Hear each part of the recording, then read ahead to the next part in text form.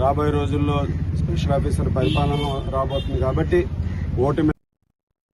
నెల్లూరు జిల్లా వెంకటాచలం మండలం ఈదగాలి కండ్రుక గ్రామ సమీప అటవీ ప్రాంతంలో క్షుద్ర పూజల కలకలం చోటు చేసుకుంది.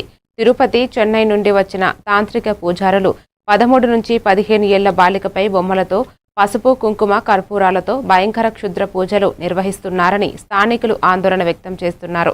వన్య ప్రాణులు, గీతా కార్మికులపై ప్రభావం ఉంటుందని, నియంత్రణ కోసం అధికారులు వెంటనే చర్యలు తీసుకోవాలని వెంకటాచలం ప్రజలు డిమాండ్ చేస్తున్నారు.